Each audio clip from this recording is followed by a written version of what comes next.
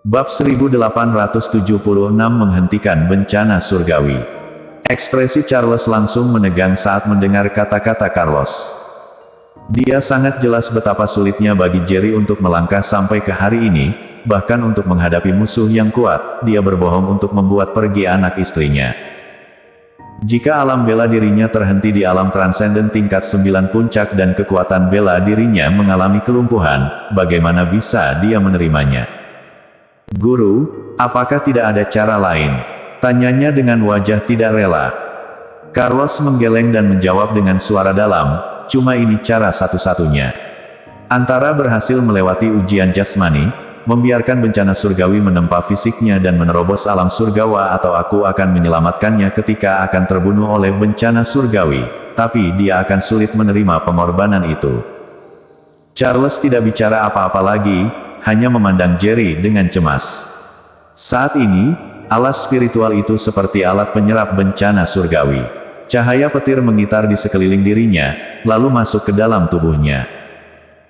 Wajah Jerry menunjukkan ekspresi menyakitkan, namun dia tetap duduk diam dan bersila di atas alas spiritual tanpa bergerak, membiarkan cahaya petir disalurkan ke dalam tubuhnya. Bam bam bam. Paviliun pustaka telah menjadi sumber petir dan terus-menerus menyambar turun. Semua Master Sekte Iblis tampak khawatir. Tidak banyak yang tahu bahwa Carlos telah menerobos alam surgawa, sehingga Master Sekte Iblis yang lain juga mengira orang yang menghadapi bencana surgawi adalah Carlos. Juan dan Kenzo lainnya juga tampak serius.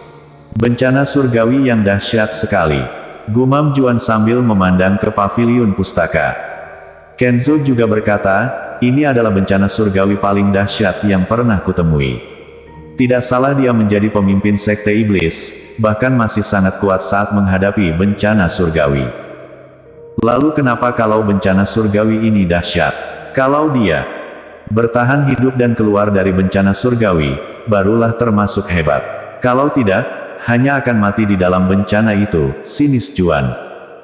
Semua orang Sekte Iblis melirik dingin padanya. Mungkin kamu lupa satu hal. Siapapun yang telah melewati bencana surgawi, semakin dahsyat bencananya, semakin kuat pula kekuatan orang tersebut. Pemimpin kami telah memasuki alam surgawa lebih dulu, sedangkan kamu masih mondar-mandir di alam surgawa ke bawah. Tak peduli mampu tidaknya kamu melewati bencana surgawi. Meski berhasil, perbedaan kamu dan pemimpin kami akan semakin besar. Sampai saat itu, mudah bagi pemimpin kami untuk membunuhmu. Wajah Juan langsung gelap mendengarnya dan membalas, jika kamu omong kosong lagi, jangan salahkan aku bertindak kasar. Crimson tersenyum dingin dan berkata, aku selalu siap bertarung denganmu. Walaupun dirinya bukan lawan Juan, namun juga sulit bagi Juan untuk membunuhnya. Juan sangat marah, namun dia menarik napas dalam dan menekan api amarahnya. Dia tahu sekarang bukan saatnya untuk menyerang Sekte Iblis. Sekalipun ingin menyerang, dia juga perlu memastikan lebih dulu Carlos mati di dalam bencana surgawi atau menunggu sampai Carlos meninggalkan Gunung Iblis. Jika menyerang sekarang dan ternyata Carlos berhasil melewati bencana surgawi, maka mudah bagi Carlos untuk membunuh dia layaknya membunuh semut. Tunggu saja, suatu hari nanti aku akan mengambil nyawamu dengan tanganku sendiri. Gertak Juan. Setelah itu dia tidak mempedulikan Crimson lagi dan memandang langit di atas paviliun pustaka. Pogin masih memegang tombak Dewa Perang dan menjaga di sekitar paviliun pustaka. Dia sudah siap untuk bertarung kapan saja. Dia sudah sering melihat pemandangan orang yang melewati bencana surgawi, namun tidak pernah menemui bencana surgawi sengeri ini. Dia tiba-tiba berpikir, seandainya bencana surgawi yang dilewatinya seperti yang terjadi sekarang, apakah dia berhasil melewatinya dengan persiapan yang ada? Duar. Tiba-tiba, sejumlah kilat yang menyilaukan menyambar lagi, seolah-olah akan membelah langit. Kemudian kilat itu lagi-lagi menyambar ke paviliun pustaka. Seluruh paviliun pustaka ditutupi oleh cahaya kilat. Melihat bencana surgawi sedahsyat ini, Master setengah langkah alam surgawa kelas 1 tahap awal yang hadir juga tidak berani mendekat, mereka takut akan menjadi abu. Bencana surgawi semakin mengerikan, pemimpin pasti berhasil melewatinya, doa seorang Master Sekte Iblis. Crimson dan Master lainnya sama-sama menengok ke paviliun pustaka. Setelah melewati bencana surgawi, maka akan menjadi Master alam surgawa. Pebela diri dunia sekuler mana yang tidak ingin menapaki alam surgawa? Di dalam ruang bawah tanah, Jerry benar-benar telah terbungkus oleh kilat dan seberkas cahaya kilat sedang menembus tubuhnya, seolah-olah akan menghancurkan tubuhnya. Kekuatan pelindung telah mengaktifkan daya hidupnya dan terus-menerus menyembuhkan luka di tubuhnya. Namun, luka yang diakibatkan bencana surgawi terlalu parah, sehingga kekuatan pelindung sulit untuk memulihkannya, sedapat mungkin hanya untuk memperlambat kerusakan pada tubuhnya. Bencana surgawi terlalu kuat, takutnya Jerry sulit menahannya, kata Carlos tiba-tiba dengan serius. Dia mengeluarkan kekuatan bela dirinya dan siap membantu setiap saat. Kondisi tubuh Jerry saat ini penuh dengan luka bakar dan bau terbakar memenuhi seluruh ruangan. Dia menggeliat kesakitan dan garis keturunan bengis telah diaktifkan olehnya. Rambut panjangnya tidak berhenti berkibar dan darah mengalir dari sudut mulutnya. Dia tiba-tiba membuka sepasang matanya yang merah dan meraung, "Datanglah." Lalu dia beranjak bangun dari alas duduk spiritualnya, merentangkan kedua tangannya dan membiarkan petir disalurkan ke dalam tubuhnya melalui alas spiritual. Kekuatan bela diri yang menakjubkan meluap keluar dari tubuhnya. Carlos sangat tercengang. Kekuatan yang luar biasa. Ini baru kekuatan dia yang sebenarnya, kan? Boleh jadi dia tak terkalahkan dengan kemampuan yang dikeluarkannya sekarang. Mungkin pebela diri alam surgawa tahap awal juga mampu dikalahkan olehnya.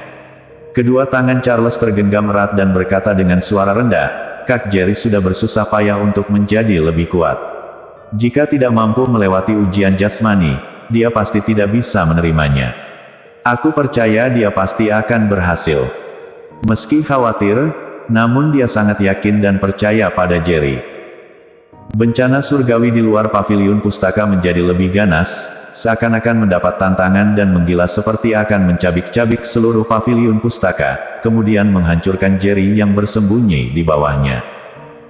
Di dalam ruang bawah tanah paviliun pustaka, cahaya petir menyala di seluruh tubuh Jerry sehingga seperti jasad terbakar. Jika bukan ada kekuatan bela diri yang kuat dilepaskan dari tubuhnya, benar-benar tak ada bedanya dengan jasad gosong. Gawat, Carlos akan menerobos. Juan yang berada di luar paviliun pustaka segera berseru, raut wajahnya berubah. Air muka Kenzo juga berubah, karena dia merasakan kekuatan yang sangat mengerikan telah bangkit dari bawah tanah paviliun pustaka. Pasti Carlos akan berhasil melewati bencana. Begitu Carlos melewati bencana surgawi dan menjadi master alam surgawa, apakah masih akan melepaskan mereka? Juan memandang Kenzo dan berkata dengan lantang, "Pemimpin Rich, kita tidak ada kesempatan lagi jika tidak bergerak sekarang. Kita bergabung dan menghentikan bencana surgawi, bagaimana?" Ketika seorang master sedang melewati bencana surgawi dan dihentikan secara paksa, seni bela dirinya akan hancur total dan yang terburuknya adalah mati. Saat ini bencana surgawi berada di titik terkuat. Begitu berhasil dilewati, maka akan menjadi master alam surgawa yang sebenarnya. Dan Juan ingin bersatu dengan Kenzo untuk menghentikan bencana tersebut. Bersambung. Bab 1877 Dia datang. Kegelisahan memenuhi wajah Juan. Dia telah menyinggung sekte iblis dan Carlos pasti tidak akan melepaskan dia jika berhasil menerobos alam surgawa. Kini, dia hanya bisa bersekutu dengan Kenzo untuk menghentikan bencana surgawi. Master yang sedang menerobos begitu bencana surgawi dihentikan akan mendapat umpan balik dan akibatnya sangat serius. Kenzo menengadah dan memandang langit di atas paviliun pustaka, wajahnya luar biasa serius. Dia sedang berpikir apakah akan bersekutu untuk menghentikan bencana surgawi. Carlos akan mengalami kerugian besar jika bencana surgawi dihentikan, dengan demikian tidak ada yang perlu ditakutkan lagi dari sekte iblis. Tapi seandainya tidak bisa menghentikan bencana surgawi, sedangkan Carlos berhasil menerobos, sampai saat itu bagaimana menyelesaikan masalah ini? Menghentikan bencana surgawi akan membuat mereka yang melewati ujian mengalami penderitaan, tapi dahsyatnya bencana surgawi mana mungkin dapat dihentikan oleh orang dunia sekuler. Apalagi Pogin mengawasi mereka dengan tombak Dewa Perang di tangan, sedangkan Crimson dan para Master Sekte Iblis juga memandang mereka. Selama mereka berani bergerak, tak perlu ragu lagi, orang-orang ini pasti akan bertindak. Master Sekte Iblis tidak perlu ditakuti, tapi Pogin yang membawa tombak Dewa Perang terlalu kuat. Kecuali kubu mereka bisa memanggil lebih banyak tenaga lagi. Pemimpin Rich, jangan ragu lagi atau Carlos akan menerobos. Desak Juan. Kalian berani. Crimson melangkah maju, mengeluarkan aura iblis dan memandang Juan dengan sinar mata membunuh. Jika Juan berani menyerang, dia akan melawan meski akan mati. Satu persatu Master Sekte Iblis menunjukkan niat perang, api amarah memenuhi wajah mereka dan menatap Juan dengan tajam. Sebaiknya kalian tidak gegabah atau kalian akan menyesal. Gertak Pogin. Tombak Dewa Perang menyemburkan niat membunuh yang mengerikan dan setiap saat akan melesat dari tangannya.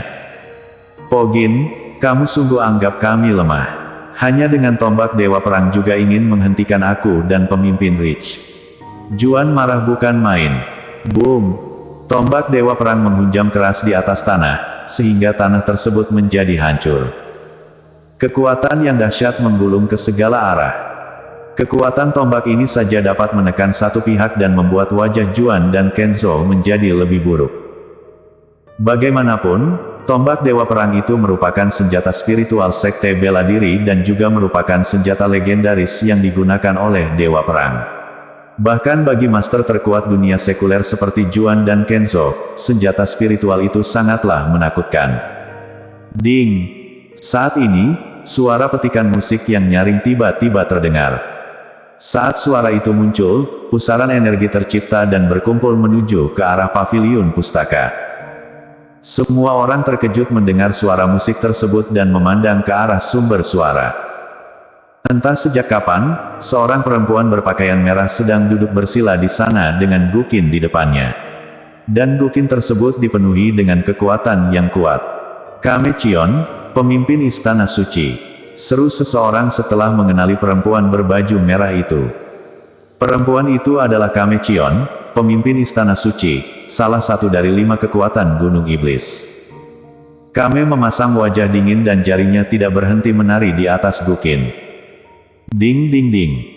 Suara Gukin tidak berhenti, setiap nadanya bagaikan serangan telak dan melesat ke paviliun pustaka. Bencana surgawi juga seolah mendapat rangsangan, sehingga tambah menggila dan tidak berhenti menyerang di atas paviliun pustaka. Gabungan suara musik dan halilintar terdengar terus di telinga. Juan dan Kenzo seketika merasa senang. Semua pemimpin 5 sekte besar Gunung Iblis telah hadir, kecuali Carlos yang masih berada di dalam paviliun pustaka selain Pogin, yang lain berada di garis yang sama, yaitu hendak melawan Carlos. Haha. Ada pemimpin Chion yang membantu, Carlos pasti tak akan berhasil menerobos. Ujar Juan seraya tertawa riang. Lalu dia memandang Kenzo dan berkata, pemimpin Rich, sekarang tidak khawatir lagi, kan?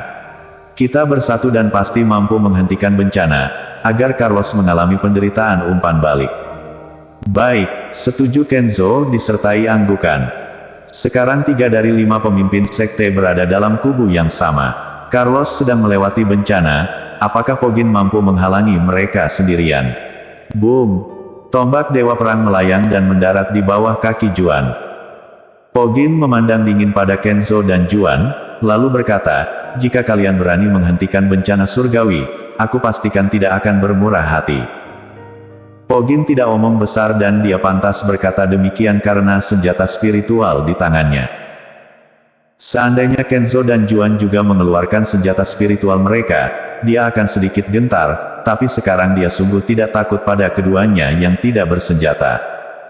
Pogin, kamu ingin menghadapi kami berdua sendirian. Bahkan kami juga ingin menghentikan bencana surgawi Carlos, mengapa kamu masih ingin melindunginya? Kekuatan Sekte Iblis sudah merosot, mengapa kita tidak mengambil kesempatan ini untuk memusnahkan Sekte Iblis? Dengan begitu, hanya ada 4 kekuatan besar di Gunung Iblis, kata Juan dengan marah. Pogin tidak bergeming dan memandang Juan dengan dingin. Master Sekte Iblis yang lain juga sangat berang dan tertekan.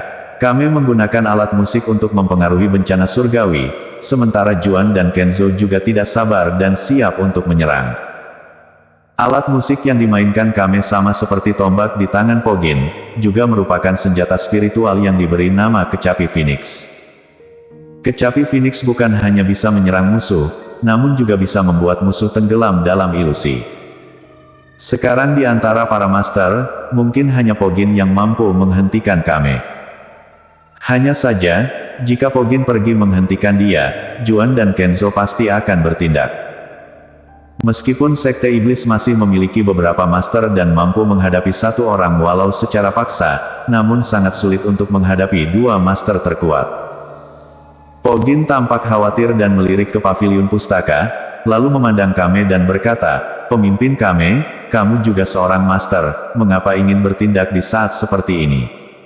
Ding! Suara musik masih berlanjut. Kame memandang paviliun pustaka dengan marah, lalu berteriak, "Tutup mulutmu. Kamu tidak tahu dendam antara aku dan Carlos, jangan bicara sembarangan atau kubantai sekte bela diri milikmu." Kening Pogin mengkerut kencang. Kame juga disebut sebagai wanita iblis, bukan karena memiliki hubungan dengan sekte iblis, melainkan karena suasana hatinya yang suka berubah-ubah, kejam dan penuh kebencian, terutama terhadap laki-laki. Seluruh istana suci dalam dikuasai oleh wanita. Di saat yang sama, Jerry yang berada di ruang bawah tanah semakin menggeliat kesakitan saat mendengar suara musik. Ujian jasmani telah membuatnya serasa hidup segan mati tak mau. Kini ditambah lagi dengan serangan suara musik, ini membuat dia semakin menderita. Ah! Charles menjerit dan darah mengalir dari panca inderanya. Carlos segera turun tangan dan menotok beberapa titik di tubuhnya, barulah dia merasa jauh lebih baik. "Apa yang terjadi, Guru?" tanyanya pada Carlos dengan lemah. Ekspresi Carlos sangat serius dan rumit. "Dia datang," bisiknya.